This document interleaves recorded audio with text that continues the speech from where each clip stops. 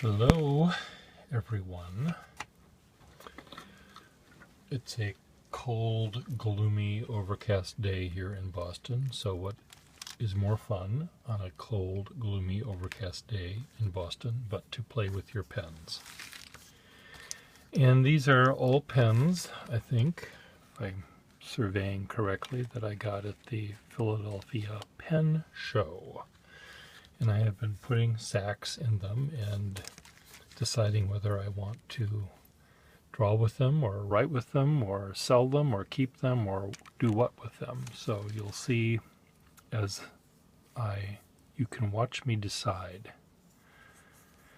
So here's a pen that I bought that is a Waterman, late Waterman from the late 40s.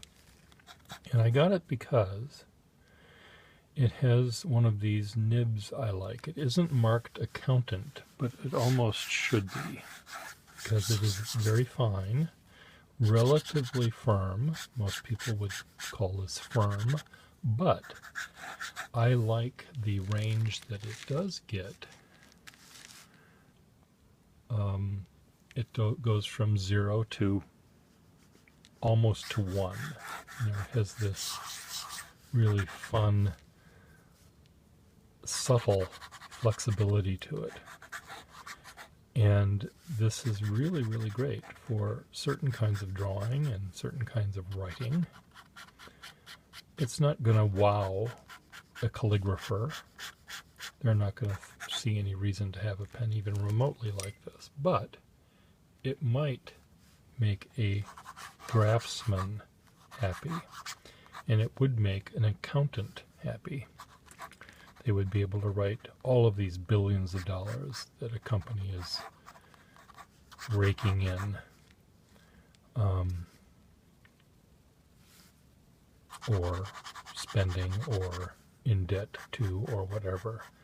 But it's really a fun pen. I'm going to bring it tomorrow with the Urban Sketchers, and maybe I'll loan it to someone to try to draw with and see if they like it. I'm using Carter ink, Carter blue ink that's sort of faded, but I had a quart of it from 1950 or something like that, and I figure why not just use it. So it's sort of watered down blue, but it works for the purpose of showing you what the pens are like. So there that one is. Pretty sweet. Here is a Sheaffer. Let me zoom back out again. Here's a Sheaffer pen from the 40s, I guess. And it has a typical sort of Sheaffer rounded nib, a very nice ball at the end of that nib, ball of iridium. And this would be great for a lefty, because of the shape of the nib is great for a lefty. It's also, well, it's good for a righty as well. Who would this pen make happy other than a lefty? I think a drawer would enjoy this because you can sort of push it around, and pressing down and going uphill, which is an absolute no-no for most pens. But a pen like this, with its very rounded nib and its relatively firm-ish nib, it can take that abuse. Yes, I call that abuse. In a way, it's abusive. To 70% of pens would find that abusive. There are some that would welcome it, and this is one of those. So this would be very good for a drawer. And a lefty. And this would be a good pen that I would hand someone who was, when I was a waiter, I would hand them a pen like this for them to write their check, sign their chit, as it were. Because I know that it wouldn't be damaged by even the most brutish of brutes. So there's that one. And it's in the carmine red stripe. I don't know if you can see that. This is a John Holland. You can tell by their little tulipy logo thing up there. John Holland pens. They were made in Cincinnati, Ohio. And I don't know much about them. I don't have that many, but I probably doubled my collection of Holland pens after the Philadelphia Pen Show. And this has a nib that's very much like the Sheaffer. It would be good for probably good for a lefty. It's good for drawing because it's very sturdy. It is okay for sort of a calligraphic signature. You can get some give out of that nib. I would call it a semi-flex, I guess. And it's really a sturdy little pen. Most John Hollands I think of as being pretty bulldogish, pretty butch. And this is not an exception to that. This was a pen that is a Stevens pen. It's made in England. And I thought it was quite lovely. I might just keep this for myself. I might keep all of these for myself. But this one had sort of a nice, very smooth, very wet nib. And it's somewhat broad. And this might be a pen that I would use at my sales table. This would be the pen I would hand first to someone. And I would say, okay, write with this and tell me what you like or don't like about it. And chances are most people would say it's very smooth and, oh, it's too wet or it's too broad. I want a finer nib, or I want one that's more flexible. This is a good touch tone, is that the right word? A good thing from which to judge all others. If I handed someone this pen, 9/10 of them would say it's too fine. But this one, you know, it's a better one to hand to someone to start, to hone down what they'd like. And I like it because it's hard rubber and it has a pattern that's kind of neat, and it's a pen that I don't have in my collection. So this is the first and maybe the only Stevens I will ever own. Okay, Gold Bond. Did I put a sack in this pen? I must have, because it's in this pile. It's slurping away. This is another bulldog kind of a pen, I think. It's sort of short and sturdy looking, like that Holland was. It has a fine or somewhat flexible nib. Again, a good one for drawing. Calligraphers would find it too not enough. It's not flexible enough. It's not fine enough. It's not broad enough. They're more demanding. This would be good for drawing, good for writing. And if your name is N. Sterrett, Sterrett, come on down, because this is your pen. Well, it was your pen. It's mine now. It's my pen. Okay, what do we have here? Is this another John Holland? This is a Weidlich. They were made in the same state as the John Holland and Pick pens. And this is sort of long and elegant and it'll match your horn-rimmed tortoiseshell glasses, which of course is important for all of you to have eyeglasses and pens match. This is a pen that would be good for, I think this would be great for a general writer that likes a italic nib or a broad nib, stub nib. This is really quite neat. Very smooth. This would be another pen that I could first show someone and say, okay, write with this and tell me what you think. And then they would write with it and they would tell me what they thought, and I would say, okay, now try this one, and I'd show them a different pen, and chances are they'd say, that's perfect, but I want to see that one over there. And after trying out 20 or 30 different pens, they would go back to the second one I showed them, and they would buy it. Like, why didn't you just stop? I could have had a nap. Now this one, there is a slight warp to it. I can see now when I'm putting the cap on. There's a slight warpage due to who knows what. But that doesn't bother me. And it shouldn't bother you if you're buying this pen to write with. If you're buying it to put in the case to display to all of your friends and show off how many beautiful pens you have, this one may not be the one to do that with. There's some teeth marks here, good teeth marks. Let me just find out. Butterscotchy. Well, no wonder it has so many. What do we have here? Here is a Waterman Commando. Let's see what its nib is like. Waterman Commandos are great for drawing. Beautiful nib, very fine on the fine. Come on, get in focus.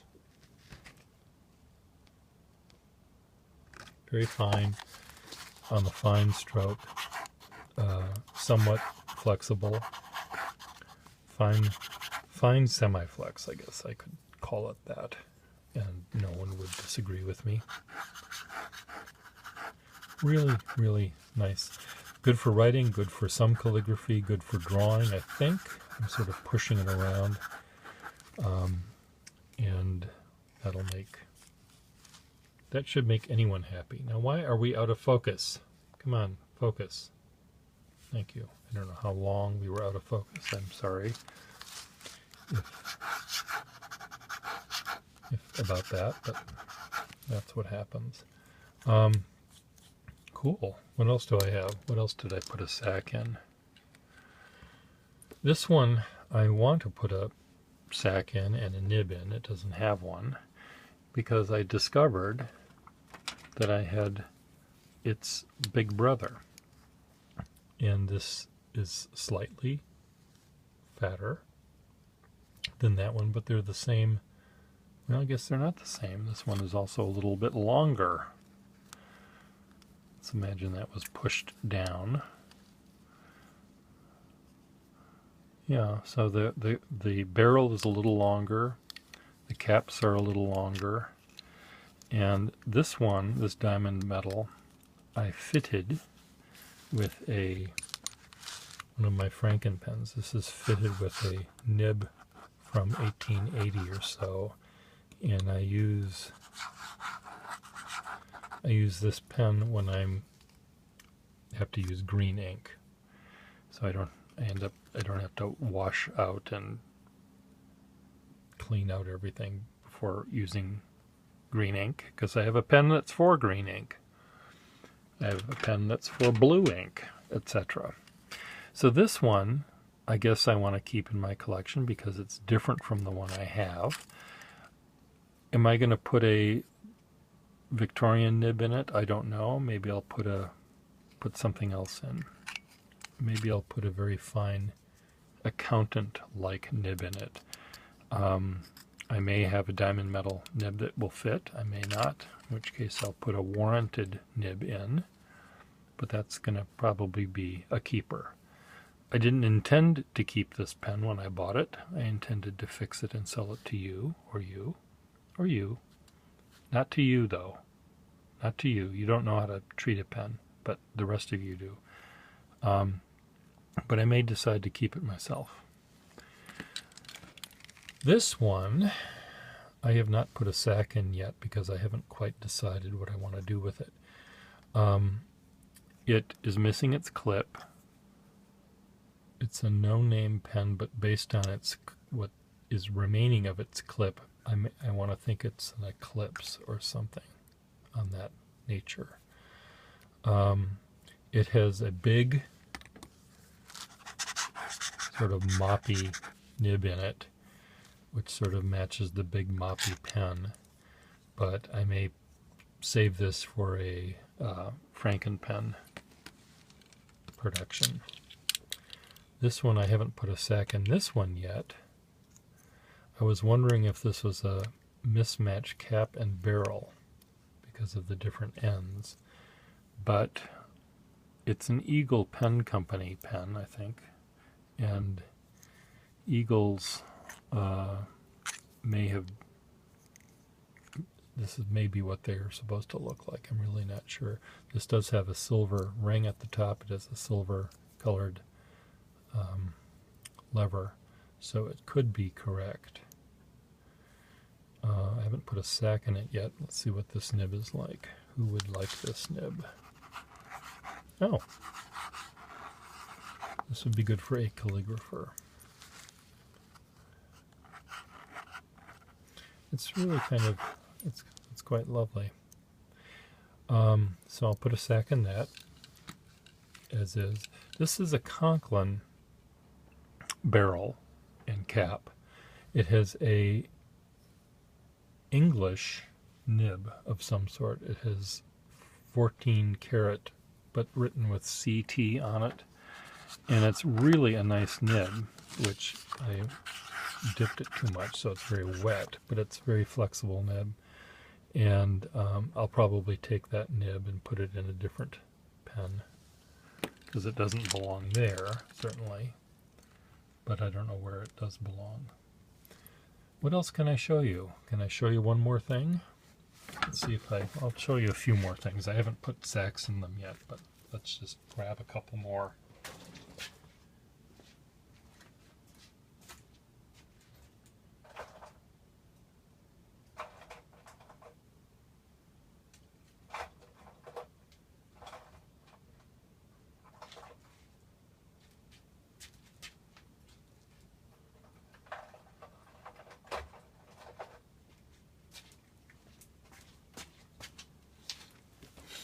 Did you miss me when I was away? Okay, who made this pen? I don't know. It's not marked on the barrel. The nib says what? What does the nib say? Where's my loop when I want it? It's right here.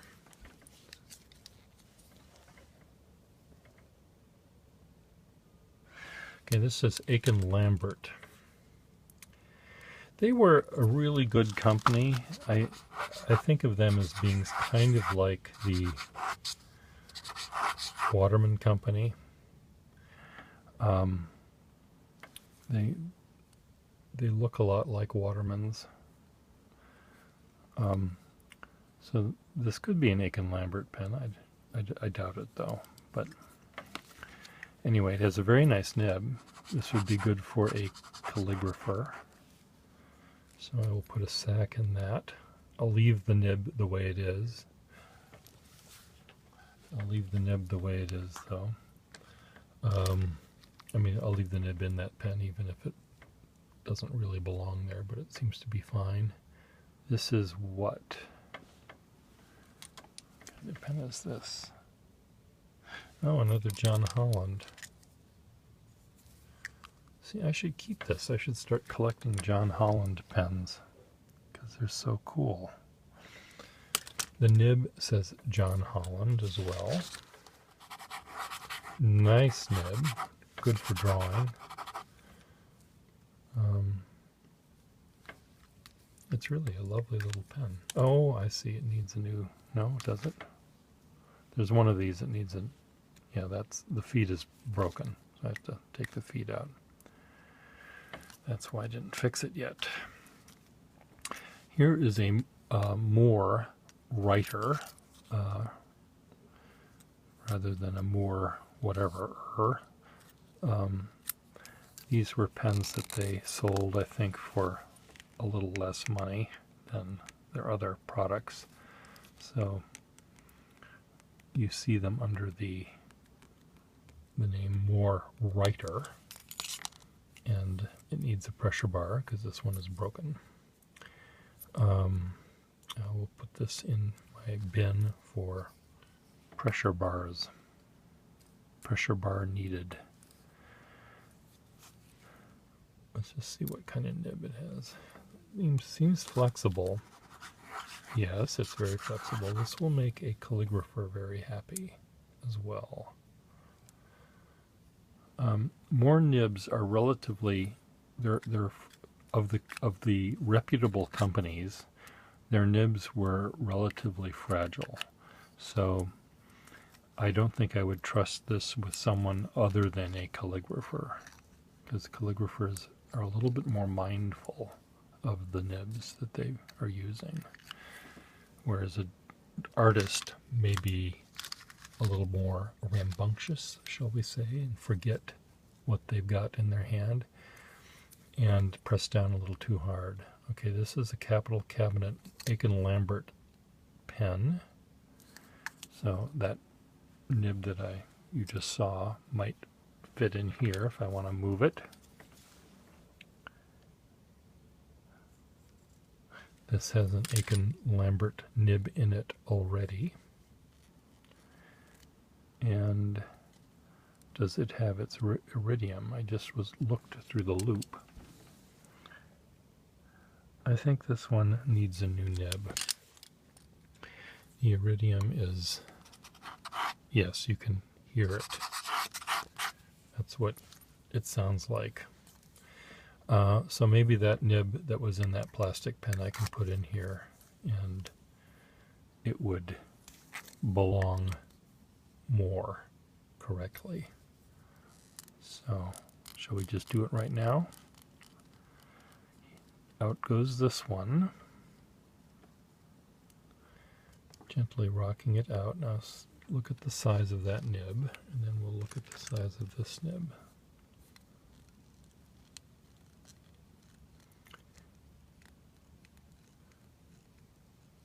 Come on. Don't try this at home. I shouldn't even be trying it at home, but I'm home now and I'm trying it.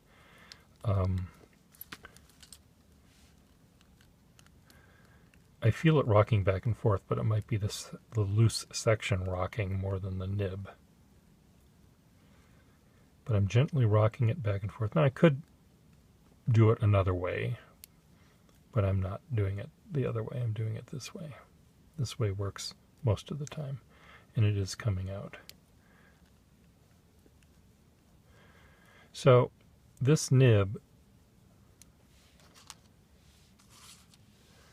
it's a little bit bigger than that other one, but it doesn't want to fit. Oh. Or does it? No, it really belongs in the pen that I took it out of. Put it back where I found it. Can I just do that?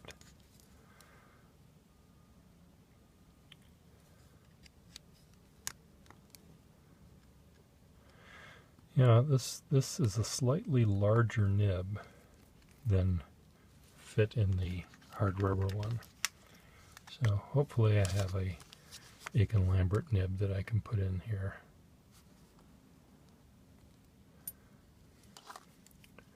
So I'm just going to set this with my Aiken Lambert parts and not fret. But this one is now back from whence it came. And this could be an Aiken Lambert barrel. It could very well be one. I doubt it, but it could be. This is the one that would be nice for calligraphers. Yes. So I'll get these all put together and ready to go. Let's say goodbye with one of these pens. Now, if these were the Von Trapp children, all on the stairwell going up to go to bed, would this be the eldest one? What was her name? Going on 16, going on 17. She'd say, goodbye, goodbye, goodbye. And who is next in line? That boy. We'll pretend he's this one. Farewell. No, goodbye. Farewell. No, how does it go? Good night, goodbye, farewell. Auf Wiedersehen, goodbye. Auf Wiedersehen. Auf Wiedersehen.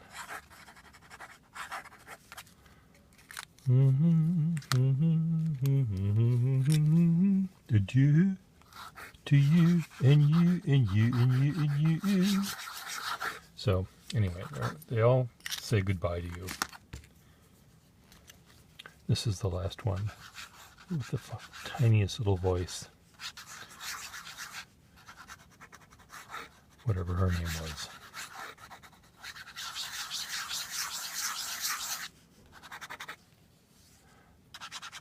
Her little quiet voice as she mounted the stairs on her butt.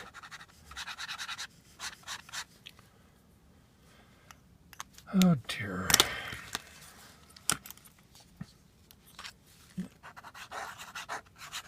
This is really sweet. They're all really good. Aren't I lucky? Aren't I lucky? I am very lucky. But one of these could be sold to you, and you, and you, and you, and you. So let me know. Bye.